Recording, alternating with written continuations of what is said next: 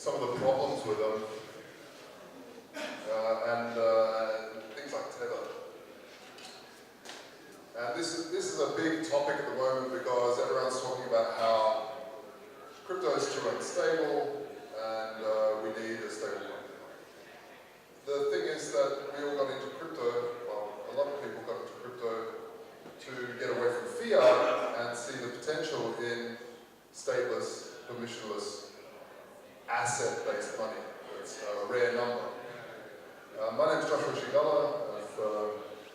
I was in alternative currency space or economy space for a very long time. In the early 2000s, I built the world's first swap site where people would swap clothes with each other without any money. But then I soon realized we needed some money, so I started researching digital currencies, and they didn't exist. And I was researching a lot of the work that the cypherpunks were working on to see if they could solve the double spend problem. They couldn't solve it, and I presumed it was an unsolvable problem for a very long time, and went on to do other things. And then in late 2010, I saw this paper come across my table and I thought, my God, this person's done it, she's done it, cracked the double spend problem. And ever since then I fell down this rabbit hole of wanting to build on Bitcoin. And in 2013, I lost a lot of money in Mt. Gox. And Mt. Gox was this huge exchange back then, and a lot of you might know of it. And so after that, I developed a transparency protocol for all exchanges to use. A lot of them didn't, most of them didn't. In fact, it was only, so we launched our exchange where you could trade between Bitcoin and physical bullion, physical gold. So the good thing about gold is it's stable, it's a good hedge, and you can allocate it legally as your property. And so we chose a large, one of the largest voting facilities in Europe called Vaultoro, and allow people to trade in and out of an insured and audited bullion. So that's a bit about me, but back to the stable coins. I'll give you Vaultoro. Here's the glass books protocol, which lets you verify that an exchange is above reserve. So what's wrong with stable coins? Well, if we want to look at stable coins, we have to look at money and what money is. And I grew up with a bunch of hippies saying, money is the root of all evil. And what I've really come to learn over the years is money isn't the root of all evil. The root of all evil can be, however, the issuance of money. How is it made? Where does it come from? What is it? Is it just something that's printed out of nowhere, or is it something that's finite and uncontrolled by a central authority? And we see lots of problems with that. I gave this talk in Cyprus, and it was really interesting to see and talk with people afterwards, because a lot of people don't know about fiat, and I like to bring it back to why we are in crypto. So here's a little island. Here, there's a few people living on this island. Let's say it's like a startup state, like legal land, it's not a free country. And we have a bunch of people, and suddenly two of the people wake up and say, oh, we've invented this new thing called money. And they talk to Quinton over here, and they say, Quinton, we've got this new thing called money. You're sick of just trading and swapping and bartering. So why don't we use this thing called money? Quinton says, oh, okay, you sold me, give me some money. Let's start. And they say, okay, well, we give you 10 credits and you have to pay me back 12. Quinn says, well, how am I meant to pay you back 12? Well, there's only 10. I've got the first 10. How's that work? The mafia say, or the government say, well, Uma has to borrow 10 as well. And then you try and do a trade with her, and then get that $2, pay us back, and you're clear. Oh, okay, cool, all right. So that's what happens. Quinton takes out 10, has an interest of 2, liability of 12. Uber does the same. They do a little bit of a trade for a coconut, and Quinton's debt-free, but Uber all of a sudden has $8. There's only $8 now on this island, and Uber owes 12. And this is a downward cycle. After a while,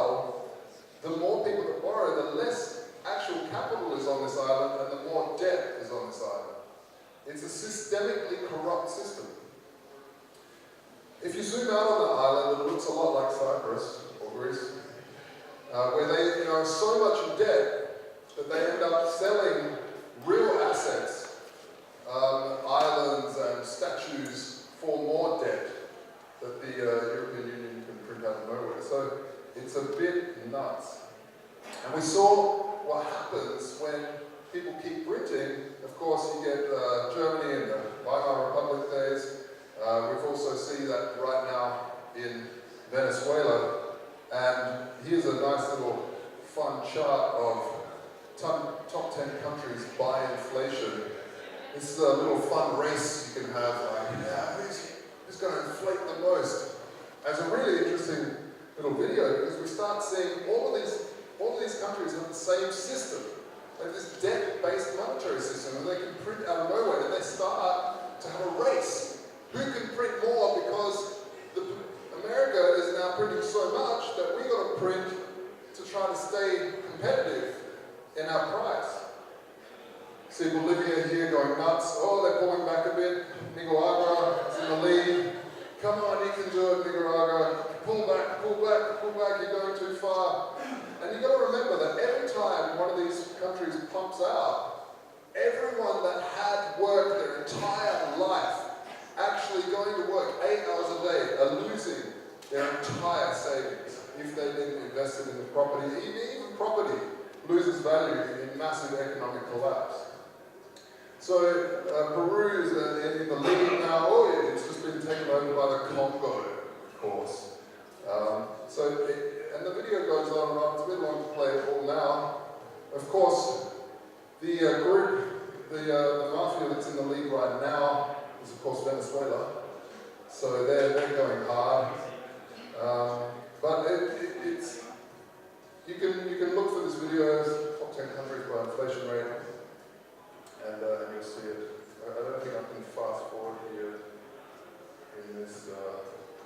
But anyway, it goes really nuts. And this is a great photo. I'm sure you guys have seen it. Went viral a little while ago. This is the same shopkeeper in Venezuela, 1999, and in 2018, there he is with his 4 bottles of stuff on the back shelf that he's hoping to sell. The average weight loss is now at 12 kilos per person. It's a really, really sad story, especially if you've worked your whole life. The sad thing about inflation is that the young people, they can earn more, they can start again. But if you're an older person that has worked their whole life, it's very, very hard to earn that back. And you see that, or again and again, where if you didn't have children that could go out there and pan for gold and hurt their backs, then you're pretty much screwed. This is the gold versus dollar. And you see in 1920s, it went down as we went off the gold standard halfway in the States. And then Bretton Woods came in the 70s when they took the global fiat off in the US, because during that time, international countries could still trade for gold. And then in 2001, everyone woke up and thought, wow, we're not as safe as we thought we were, when the Twin Towers collapsed and we see gold just shoot up like nuts. So why I bring all that up is because all these stable coins are based on this shit that has this nightmarish sort of future plan. And for those that don't know, the average lifespan of a pure paper fiat currency, the average lifespan is only 27 years. And the euro is getting close to that now, so we'll see. And with all this printing, I'm not sure. So let's have a look at Tether. Tether is apparently backed by $2.8 billion. It's a little bit less now. These dollars are sitting in 2 Malaysian bank accounts. Apparently, they're not audited because the banks that are holding this, their excuse for not auditing is saying the banks that are holding this will shut the account if people find out who's actually storing it. So they fire their auditors, and they're telling us to trust them. But let's say they have that money. Let's presume they have that money. $1 backs 1 Tether.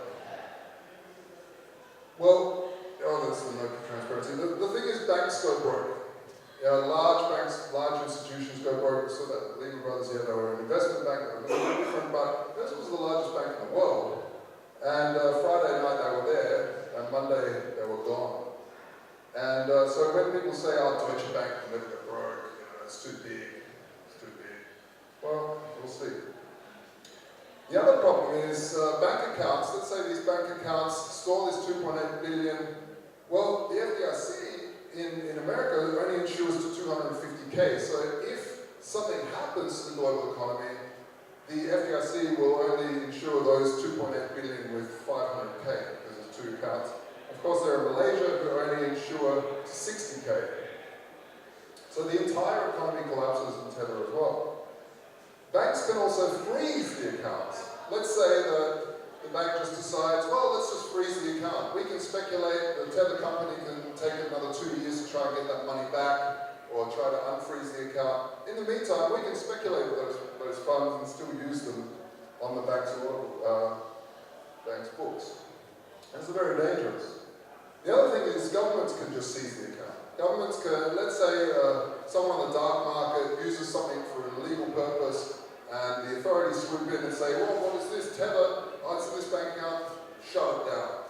This means because of one bad actor, an entire economy can collapse.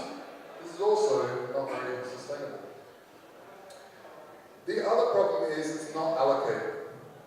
It means that if you don't have allocation to your actual node, one node, there's a pool amount of money there. So this is very, very different to something like gold, which can be allocated per bar. So if there is a bad actor, the authorities can only take that single bar legally. They can't take the whole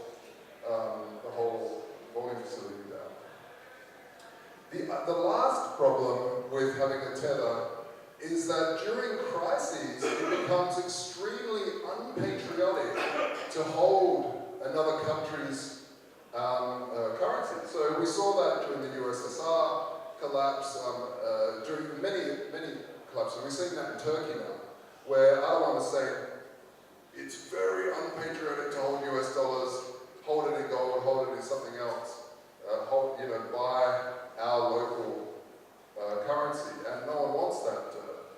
So it becomes, and then neighbors start thinking, oh, you can't tell anyone. And I've talked to people that went through these currency collapses in Russia, and they only got through it because their family bought gold in US dollars, but they could not say they bought US dollars because that would be extremely dangerous because you're seen as not patriotic. There's stable coins like the Maker DAO. This is very, very unproven technology, and I find it very, very hard to believe that you can make a market instrument that will control the price over supply and demand. Supply and demand is so powerful that I'm not sure. And the thing is, it's an over-collateralized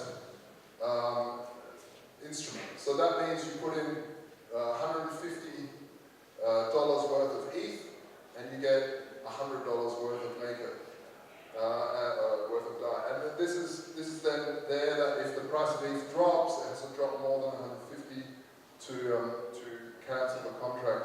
This is interesting, but it's still, if there's a black swan event, we're not sure how that works.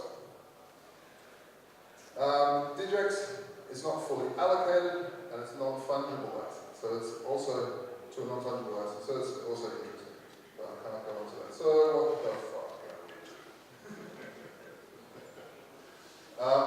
So we run Vaultoro, we've run it since 2015, and worked very heavily with some of the largest gold vaulting facilities in Europe, namely Pro in Switzerland and in Germany.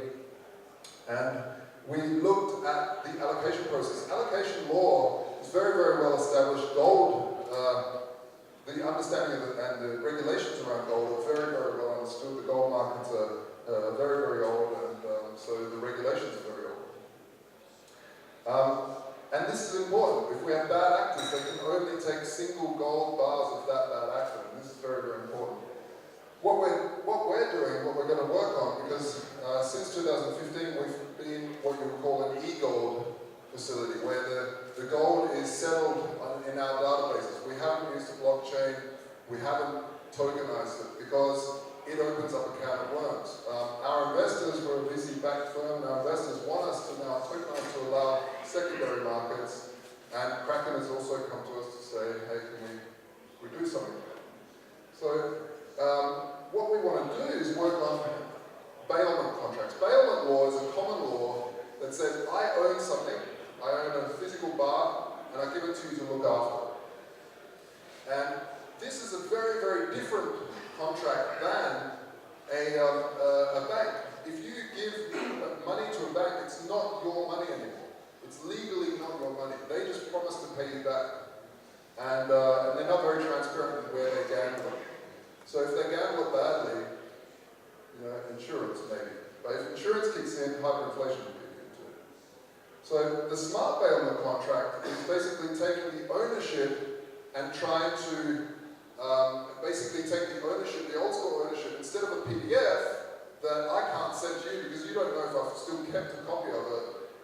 You could send a smart bailment contract to a person and they know I don't have it anymore. And you can also split it. So these are the technologies we're looking at to do that. So basically we're converting the settlement records in our internal database to a tradable asset. We're working with some of the best lawyers in Germany to look and discover this. We're also talking with Perth Mint, and we've started a think tank with them of how to do this. So I do find it really interesting to make gold not only a store of value, but bring it back as a medium of exchange. And as we were saying in the gold panel, to have some sort of redundancy for Bitcoin. You can't legally shut down the whole economy. This is very, very important to a smart bailment contract. If there is a bad actor buying something, they can't just come in and just shut down the entire vault legally. And you have to use proper jurisdictions. They can just say, this bad actor owned this serial number, so we can take that. But this also has problems because crypto in general starts to become fragmented. If you have any amount of Bitcoin in your wallet right now, you have some Satoshis of the 10,000 Bitcoin pizza transaction. Because eventually, everyone has a bit of everything because of the whole splitting thing. And the problem is, if there is a bad actor, they could eventually have, even if they have 1 gram, they could have micrograms of every single bar in the vault. So what we're working on with these smart bailment contracts is they defragment as well and send you a whole bar, or as much of the whole bar as possible. It's also very, very important to look at auditors and insurance companies so that we can ensure the backing of this. Again, I'm talking about a private gold reserve almost. You know, we don't need governments to do this anymore. We can do it privately. But insurance companies and auditing firms, we use BDO International to audit. It's really very, very important, folks. If you are looking at anything that's physical, is to look at some of the largest, make sure that they use some of the largest auditors. You want auditors that are earning billions so they can't be corrupted because it's too expensive for them to be busted on a small little corruption deal that would jeopardize their larger legitimate business. So yeah, that's BDO International. And gold is not seen as unpatriotic when buying at prices. Erdogan has said to his country, fellow country, it was, what do you call that, but to buy gold and that's fine. So that's also interesting. We're currently building 2.0 Vaultoro. We've run for 5 years now on Vaultoro 1.0, which was just Bitcoin and physical gold, and we're looking to extend that out to silver, platinum, palladium, but also have other cryptos trading as well, because people are asking for that. And we're also extending the transparency protocol, because in all of this we need to constantly be vigilant that transparency is on these exchanges, because if there's another massive exchange breach, the government will step in with their superhero costume and go, we'll save you. And we don't want that. We want self-regulated. We want to say, hey, as a user, I will not use an exchange that is not transparent. Very, very, very important and cryptographically transparent. Yeah, we're currently raising a round, equity round, normal equity round.